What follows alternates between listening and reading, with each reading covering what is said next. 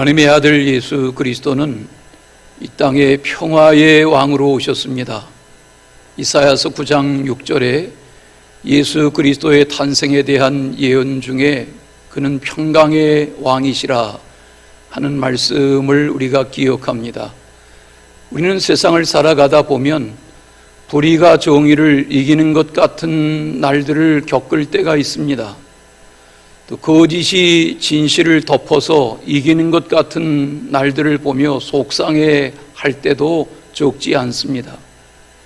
그러나 예수님은 영원한 선으로, 영원한 공의로, 영원한 진리로 이 땅에 오셔서 완전한 평화를 회복해 주기 위해서 십자가에 죽임당하신 것입니다.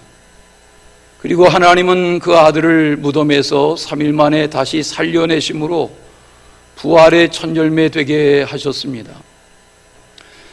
세계의 여러 나라들이 전쟁이 계속되어지던 가운데 평화를 유지하기 위해서 국제 간의 협의체로 구성된 것이 유엔이라는 조직인 것을 우리가 압니다. 그들의 노력에 의해서 예전과는 많이 전쟁을 다스려 가는 그런 현대 사회를 살아가고 있습니다. 그러나 여전히 처처의 사람다운 삶을 대접받지 못하며 전쟁이나 테러나 학살 가운데 평화를 누리지 못하고 사는 이웃나라 그런 백성들도 많습니다. 예수님은 이 땅에 완전한 평화, 영원한 평화를 선물해 주기 위해서 오신 것입니다. 예수님의 주시는 평안, 그것은 완전한 평안이며 완전한 의이며 완전한 진리이며 영원한 하나님의 세계로 우리들을 인도하시는 것입니다.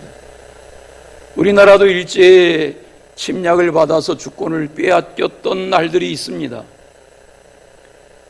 당시의 유대 나라는 로마의 지배 아래에 있었습니다. 그들의 한결같은 소원은 언제나 우리가 막대한 세금을 수탈해 가고 우리를 함부로 다루는 이 침략 국가의 세력으로부터 자유해질 수 있을까? 그런 마음의 열망을 가지고 살았습니다. 몇 해 동안 소문에 들려온 예수 그리스도에 대한 소문은 백성들의 마음속에 처처에서 기사와 이적을 행하시는 예수 그리스도, 그분을 왕을 삼으면 좋겠다 하는 기대가 커갔습니다. 한 번은 유월절을 지키기 위해서 예루살렘을 향해서 가던 무리들이 벳박의 마을, 베다니 마을, 벳세다 광야에서 저녁을 맞았습니다. 그 벳세다 광야에 저녁 맞은 무리들이 허기진 것을 알고 제자들이 주님께 여쭙니다. 너희들이 먹을 것을 해결해 주라 말씀하십니다. 거기 어린아이의 작은 먹을거리, 물고기 2마리와 보리떡 5개를 주님께 가져왔을 때 주님이 그것을 앞에 들고 감사 기도하신 후에 나누어 먹게 하셨는데 그 많은 무리들, 장정만 5천, 남녀 노유 2만여 무리가 배불리 먹었습니다. 그 장면에 무리들이 반응이 무엇입니까? 예수를 임금 삼자. 그러나 예수님은 제자들을 먼저 배를 타고 해가 기우는 저녁나절에 갈릴리 저편으로 출발하게 하시고 주님은 산에 올라가 따로 기도하셨습니다. 그 밤이 깊은 시간에 바람이 거세었고 노를 저어가는 작은 배가 풍랑으로 어려움을 겪을 때 예수님은 물 위로 걸어서 그 배에 다가가셨습니다.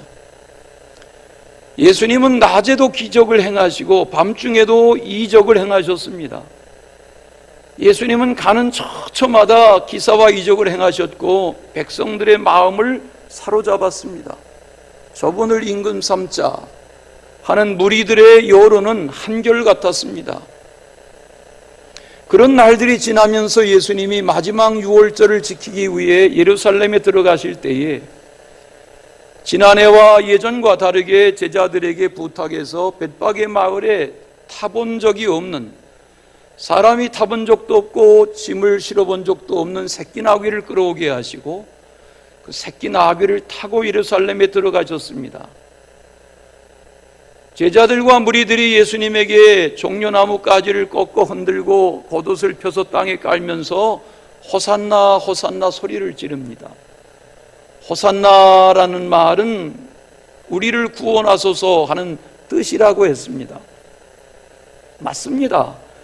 그분에게 호산나 호산나 하는 이유는 그분이면 우리를 구원하고, 그분이면 우리의 시대적인 문제를 해결하고, 그분이면 우리의 정치적인 문제를 해결할 만한 권위, 권세가 있다고 여겼기 때문입니다. 그런 저들이 며칠 후에 폭도로 바뀌었고, 전례를 따라 6월절에 강도 한 사람을 사형언도 받는 한 사람이라도 풀어놓아주는 전례를 따라 강도 바라바를 풀어주려 할 때에 아니라고 예수를 십자가에 못 박으라고 그렇게 강요한 장면을 우리는 압니다. 영원한 평화를 위해서 붙잡히신 예수님, 조롱당하시고 수치를 당하시고 고초를 겪으시고 매를 맞고 끌려가서 십자가에 못 박혀 죽임당하신 예수님, 그 장면을 우리는 압니다. 가룟 유다가 새벽 시간에 겟세마네 동산에 기도하시는 습관을 따라 늘 기도하시던 그 장소에 찾아가서 예수님에게 입을 맞춥니다. 대제사장과 백성의 장로들이 보낸 칼과 몽치를 든 횃불을 든 무리들이 나타나서 예수님을 결박하여 끌고 갑니다. 여기 칼은 알겠는데 몽치가 무엇인가? 우리말에 왜 몽치라고 번역했는가? 찾아보면 몽치는 곤봉처럼 만든 짧은 막대기로 만든 사람이나 짐승을 때릴 때 쓰는 물건이라고 했습니다. 예수님은 칼로, 몽치로 함부로 대하는 그런 무리들에 의해서 붙잡혀 결박되고 끌려가셨습니다. 끌려가신 예수님, 오늘 말씀은 가야바의 뜰에 끌려가신 예수님의 장면으로부터 말씀이 이어집니다. 그동안 큰 소리를 2번이나 치던 예수님 죽으시면 안 됩니다. 제가 대신이라도 죽을 것입니다.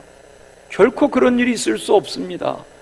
이렇게 큰 소리 하던 베드로가 이 가야바의 뜰에 멀찍이 하인들 사이에 끼어 앉아서 그 결말을 보려 했다 그랬습니다. 성경을 잠깐 보시면 오늘 마태복음 26장 58절에 멀찍이라는 표현이 있습니다. 여러분, 멀찍이가 무엇입니까? 가깝게 대하던 누구라도 관계가 불편해지고 관계가 서먹해지면 멀찍이 대하기 시작합니다. 베드로는 예수님에게 그림자처럼 따라붙던 제자 중에 제자인데 지금 왜 절대절명의 위기의 날 이 시간에 멀찍이 예수님의 멀찍이 대제사장의 하인들의 틈바구니 사이에 몸을 숨기듯 끼어 앉아 있는 것입니까?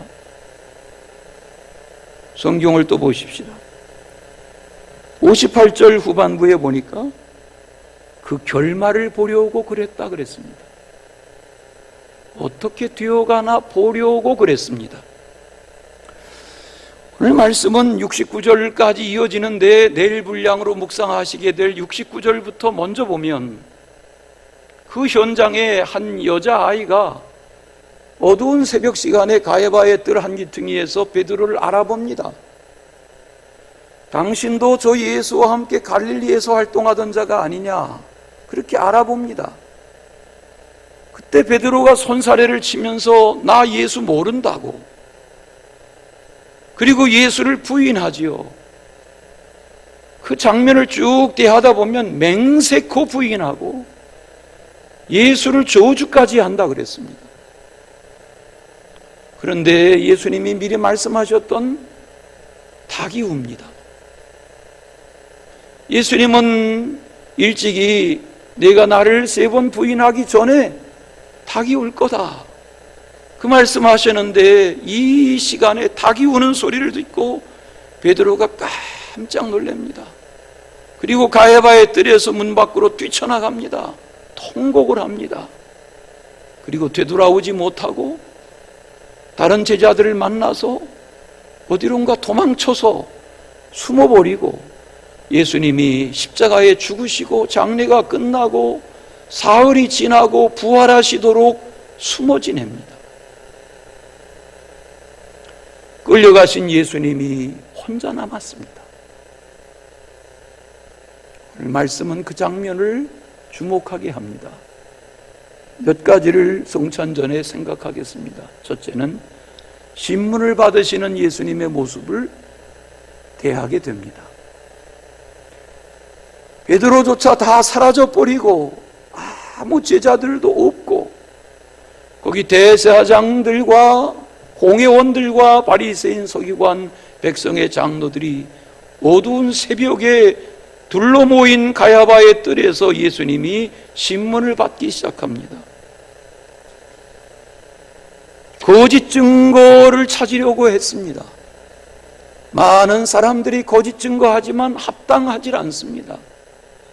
그런데 두어 사람이 나와서 거짓 증거를 시작했습니다. 내용이 뭡니까? 이 사람의 말이 내가 하나님의 성전을 헐고 사흘 동안에 지을 수 있다 하더라, 이렇게 거짓 증언했습니다. 이때다 하고 대제사장 가야바는 나서서 옷을 찢어가며 신성모독이라 하고 거짓 증거자들의 증언을 바탕으로 예수를 죽음으로 몰아가려고 선동하기 시작했습니다. 사형에 처해야 된다. 그렇게 무리들의 동조를 구해가게 됐습니다.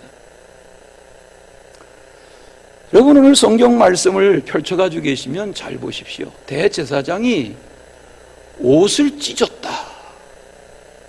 그리고 신성모독 운운했습니다. 여러분, 살아가면서 주변에 누가 내 보는 앞에서 자기를 다스리지 못해서 옷을 찢으며 씩씩거리는 그런 행동을 한다면 우리는 황당할 것입니다. 그런데 대제사장이 옷을 찢으면서, 제사장의 옷을 찢으면서 신성모독이다. 그리고 다른 거기에 대제사장을 지낸 이들과 서기관들과 바리새인들과 공회원들과 백성의 장로들을 선동해서 신성모독 맞지 않느냐, 사형에 처할 만하지 않느냐 하고 분위기를 몰아가고 있습니다. 요한복음에 보면 2장 19절에 예수님이 이런 말씀하신 적이 있습니다. 너희가 이 성전을 헐라. 누가? 너희가 이 성전을 헐라. 내가 사흘 동안에 세우리라. 이런 말씀하신 적이 있습니다. 그런데 그 요한복음 2장을 읽다 보면 21절에 이렇게 설명이 나옵니다. 그러나 예수는 성전된 자기 육체를 가리켜 말씀하신 것이다. 잘 들어보세요. 여기 거짓 증언자들이 말하는 말은 예수님의 원래 하신 말과 내용이 다릅니다. 예수님이 말씀하신 성전을 헐라 다시 세우리라는 말씀은 예수님이 자기 몸을 말씀하신 것입니다. 내가 너희들에 의해서 죽임을 당할 성전이 헐리듯 이 하나님의 성전인 내 몸이 죽임을 당하는 헐리는 날이 올 것인데 사흘 후에 아버지가 나를 살리심으로 성전인 이 몸이 다시 세워질 것이다. 그 말씀을 하신 것입니다. 그 말씀을 아주 교묘하게 말을 바꿔서 예수를 거짓 증거한 것입니다. 역사적으로 사실을 근거해서 다큐물로 영화를 만든 1987년이라는 다큐물 영화가 있습니다. 1987년 이후에 태어난 이들도 더러 있겠지만 우리 중에 많은 이들은 1987년에 무슨 일이 있었나를 기억할 수 있습니다. 1987년 1월에 서울대학교 언어학부의 학생회장이었던 박종철 21살 된 대학생이 붙잡혀갑니다. 죽었습니다. 언론에 대서특필했습니다. 기자들이 달려들었습니다. 어떻게 된 일이냐? 그를 죽음으로 몰아간 이들의 대답은 책상을 땅 치니까 깜짝 놀래서 박종철이 억 하고 죽었다. 이렇게 세상에 보도했습니다. 그런데 그 현장의 죽음을 확인하러 들어갔던 의사의 증언으로는 아니다. 물이 흥건하고 욕조가 있고 물고문에 의해서 죽은 것이 맞다. 세상이 발칵 뒤집혔습니다. 그렇다. 아니다. 이 일이 젊은 이들의 마음을 불질렀습니다. 그 1987년 6월 10일에 수많은 대학생과 젊은이들이 몰려 나왔습니다. 이것이 우리가 아는 1987년 60항쟁입니다. 그리고 군사정권과 쿠데타 정권은 무너지기 시작했고 민주화의 본물이 터지기 시작했습니다. 지금 미얀마라는 나라가 그런 일을 겪고 있습니다. 330명 이상의 선량한 시민들이 죽었습니다. 죽어가고 있습니다. 2000년 전 예수님은 거짓 증인들에 의해서 사형언도 되었습니다. 그리고 골고다에 끌려가서 죽임당하셨습니다. 당시에 가야바의 장인이었던 안나스가 먼저 신문하고 가야바인 대제사장이 나서서 신문했습니다. 그리고 어떻게 해서라도 사형으로 몰아가려 했습니다. 음모를 꾸민 저들은 더 이상 어찌할 수 없으니까 예수를 본디오 빌라도에게 넘겼습니다. 우리가 아는 본디오 빌라도는 폰티우스 필라투스라는 당시의 로마의 황제가 유대 백성들을 다스리도록 보낸 왕입니다. 통치자입니다. 총독입니다. 주후 26년부터 36년까지 다스렸습니다. 유대 나라를. 총독입니다. 막강한 권력자입니다. 그 당시에 예수님을 신문하던 도대체 무슨 죄로 너희들의 동족이 너를 죽이려 하느냐? 본디오 빌라도는 죄의 목을 찾지 못했다 그랬습니다. 죽일 이유가 없다. 그런데 무리들이 나서서 바라바를 풀어주고 예수를 죽이라, 십자가에 못 박으라 하는 아우성에 못 이겨 몰려서 판결하고 예수님을 처형하게 했습니다. 이탈리아의 화가 중에 안토니오 시세라라는 화가가 19세기 중엽에 에케호모라는 말은 이 사람을 보라, 그런 뜻입니다. 에케호모라는 제목의 이 장면을 묵상하고 본디오 빌라도에게 신문을 받으시는 예수님의 장면을 사진을 찍듯 사실 묘사한 그림을 그렸습니다. 이 장면입니다. 에케호모. 여기 보면 당시의 건축 양식, 당시에 본디오 빌라도가 입던 의상, 예수님의 의복을 다 벗기고 홍포를 입혔던 그런 빨가벗겨진 모습, 당시에 주변 인물들의 남녀의 복장, 복식, 의상의 색상, 이걸 다 고증해서 사진처럼 그려놓았습니다.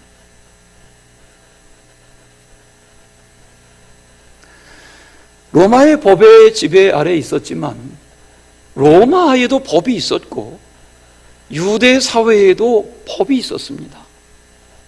더군다나 사람을 사형 언도를 내리는 일은 그렇게 간단한 일이 아닙니다. 과거나 오늘날이나.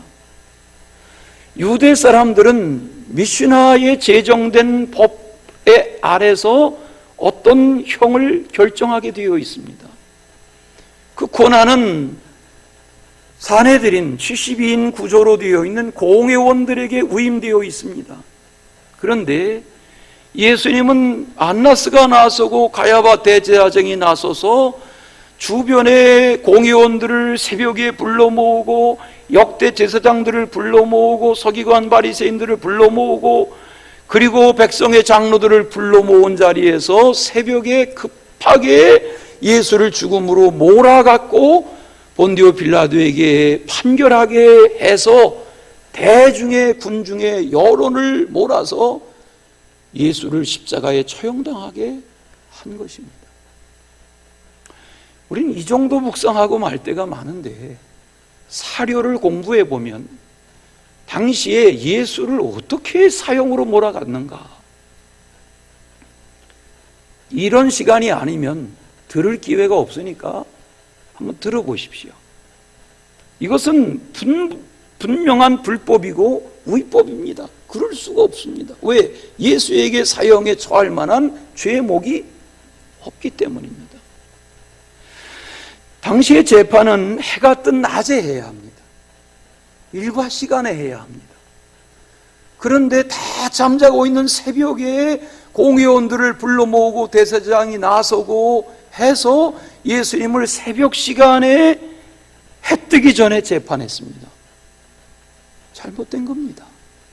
또 하나, 예수 측에는 변호할 만한 변호인이 한 사람도 세워지지 않았습니다. 불법입니다. 세 번째, 재판 소송은 적어도 이틀을 여유를 가져야 했습니다. 당시의 법으로. 6월절 전 이틀, 안식일 전 이틀, 장막절 전 이틀, 이렇게 안식일이나 절기가 다가오면 그 이틀 전이 아니면 재판을 열 수가 없습니다. 그런데 저들은 몇 시간 후에 저녁에 다가올 안식일 전날 새벽에, 그날 새벽에 예수를 판결해서 죽여보려 한 것입니다. 이것이 불법입니다.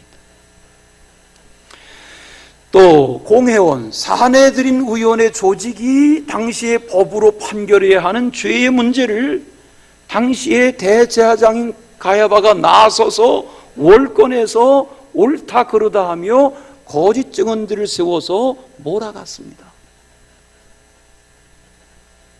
또 하나, 전 대제사장이었던 안나스조차도 증인한 사람도 없이 예수님을 계속 몰아고 비난하며 신문해 보려 했습니다.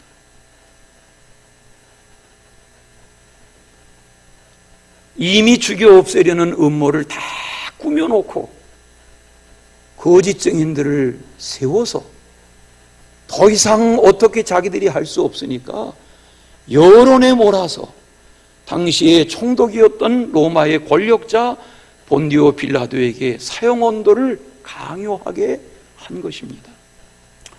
이쯤 생각을 정리해 보면 실로 신문을 받고 형벌을 받아야 할 자들은 누굽니까? 대제사장이고 공회원들이고 거기 당시의 바리새인들이고 백성의 장로들입니다. 그러나 예수님은 억울하게 신문을 받으시는 거짓 증인들 앞에서 죽음으로 끌려가셨습니다. 두 번째, 나중 일을 말씀하시는 예수님의 장면을 오늘 본문에서 반드시 주목해 볼 이유가 있습니다. 침묵하시던 예수님이 내가 하나님의 아들 그리스도인지 우리에게 말하라 하는 대제사장의 요구 앞에 이렇게 대답하십니다. 내가 말하였다. 내가 말하였다. 그리고 하신 말씀을 주목해야 합니다. 성경을 보십시오. 내가 너희에게 이르노니 이후에 인자가 권능의 우편에 앉아있는 것과 하늘 구름을 타고 오는 것을 너희가 뭐하리라? 보리라. 잘 들어보세요. 굉장히 권위 있는 중요한 선언을 지금 끌려가신 예수님이 신문 받는 현장에서 이렇게 말씀하고 계십니다. 쉽게 설명하면 너희는 지금 나를 사형 언도하려고 하고 십자가에 처형하려고 하고 죽이려 하지만 인자는 때가 되면 하나님 보좌 우편에 앉게 될 것이고 하늘 구름을 타고 다시 오게 될 것이다. 그걸 너희가 보게 되리라. 이렇게 말씀하십니다. 여러분, 놀랍지 않습니까? 제가 오늘 다른 이야기 하나도 하지 않고 성경 이야기만 성찬전에 하려고 하는데 지루하실 수 있죠. 다른 얘기 안 하니까. 그러나 이 말씀을 깨닫지 못하면 우리에게 해마다 겪는 종려주일, 해마다 맞이하는 고난주간, 해마다 맞이하는 부활주일, 해마다 이때 펼쳐 있는 복음서의 말씀이 내게 아무 상관이 없습니다.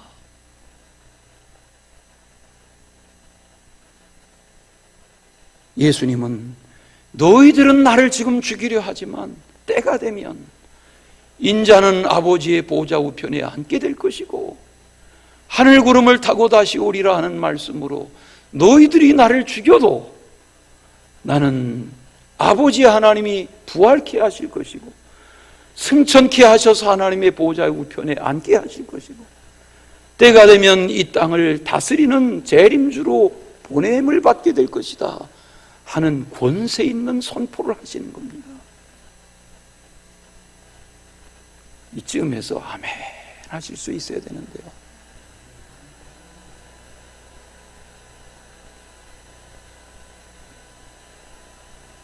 마지막 조롱당하시는 예수님에 대하여 오늘 말씀의 장면이 우리에게 교훈하고 있습니다.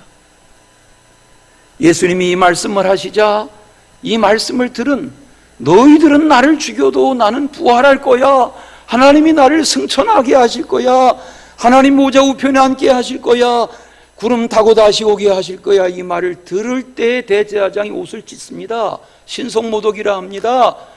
그때 대제사장 곁에서 칼과 몽치를 듣고 있던 대제사장의 무리들이, 무장한 무리들이 예수님에게 침을 뱉습니다. 어디서 감히, 그리고 침을 뱉고 주먹으로 치고 손바닥으로 때립니다.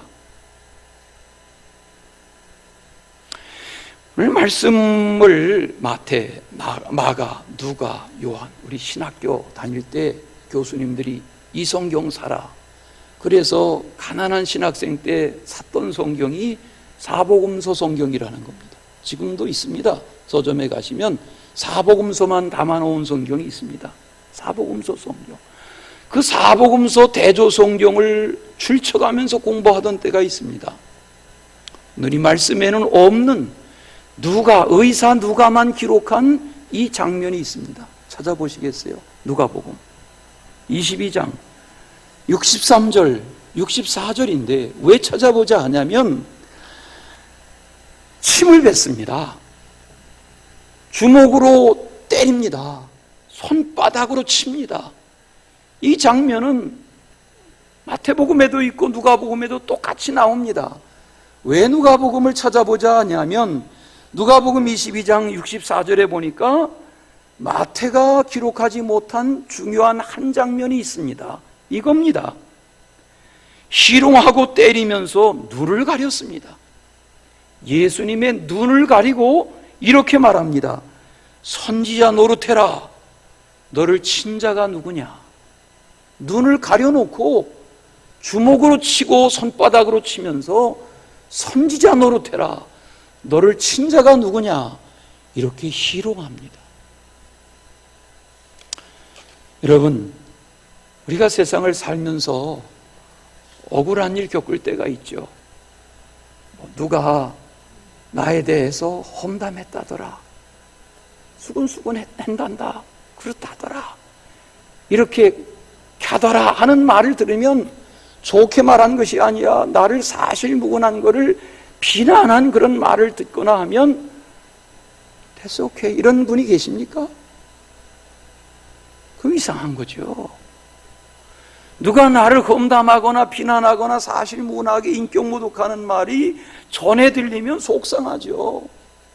괴롭죠. 억울하죠. 따지고 싶죠. 자다가도 깨어나죠. 보복하고 싶죠. 댓글 때문에 죽는 사람도 있는데요. 그런데 예수님은 주변에서 말하는 것이 아니라 면전에서 침을 뱉고 주먹으로 치고 손바닥으로 때리고 눈을 가리고 선지자 노릇하라고 희롱하고 예수님을 완전히 인격을 발로 짓밟듯 그렇게 조롱하기 시작합니다. 유대인들은 해마다 6월절이 되면 사형언도에 해당하는 죄수를 풀어놓는 전례가 있었습니다. 그런데 무리들이 당연히 죽어야 할 강도 바라바를 풀어놓으라고, 죄가 없는 예수를 죽이라고 몰아붙여서 본디오 빌라도가 혼란스러운 판결로 예수님을 십자가 처형에 몰게 합니다. 그 결정이 내려지니까 이제는 예수님을 가해야 하는 세력이 바뀌었습니다. 대제사장의 세력이 아니라 본디오 빌라도 곁에 있는 로마의 군대가 나섭니다. 채찍을 빼듭니다. 예수님의 옷을 빨가벗깁니다. 그리고 홍포를 입힙니다. 홍포가 뭔가? 사료를 찾아보니까 붉은 옷은 황제를 상징하는 겁니다. 그런데 이 붉은 옷이 당시에 황제의 총애를 받는 군대나 중요한 관료들에게 홍포자락이 있었습니다. 짧은 홍포자락, 반코트와 같은 홍포자락입니다. 천이니까 빨가벗기고 예수님에게 홍포자락을 걸치게 하고, 그리고 예수님의 손에다가 갈대를 하나 들게 하고, 그리고 예수님을 조롱합니다. 이 로마의 병정들도 침뱉고 주먹으로 치고 따귀를 치고 채찍질하고, 그리고는 그 갈대를 다시 뺐더니 갈대로 예수님의 머리를 내려칩니다. 갈대를 잡게 한 것은 내가 왕이냐 하고 호를 잡아야 하는 왕의 손에 예수님에게 갈대를 들게 했다가 조롱하다가 뺏어서 예수님을 내려친 겁니다. 예수님은 처참한 조롱을 다 당하셨습니다. 그러더니 다시 홍포를 뺏겨버리고 예수님의 원래 옷을 입힙니다. 그리고 십자가를 지게 하고 비아돌로로사 골고다를 향해서 끌고 갑니다. 넘어지고 매맞고 쓰러지고 구레네 사람 시몬이 대신 지게 하고 아침 9시에 십자가에 못 박힙니다. 정오에 해가 빛을 잃습니다. 무덤 문이 열립니다. 땅이 갈라집니다. 죽은 자가 살아납니다. 해가 빛을 잃습니다. 천지가 깜깜해졌습니다. 예수님의 어머니 마리아와 이모 마리아와 막달라 마리아와 갈릴리의 여인들 몇이 예수님의 십자가 아래에서 통곡합니다. 베드로를 비롯한 제자들 다 도망가고 아무도 없습니다. 오후 3시가 되어서 예수님이 다 이루었다 말씀하시고 고개를 떨구고 운명하십니다. 그리고 장례된 예수님이 3일 만에 부활하십니다. 우리는 부활 예수님을 믿는 그 믿음 안에서 종료주일도 맞고 고난주간도 보내고 부활주일을 기다리는 것입니다. 주님의 은혜가 함께 하시기를 축원합니다. 사랑의 주님 감사합니다. 성찬에 참여할 우리에게 은혜를 더하여 주시고 은총을 베풀어 주옵소서. 예수님의 이름으로 기도하옵나이다. 우리 144장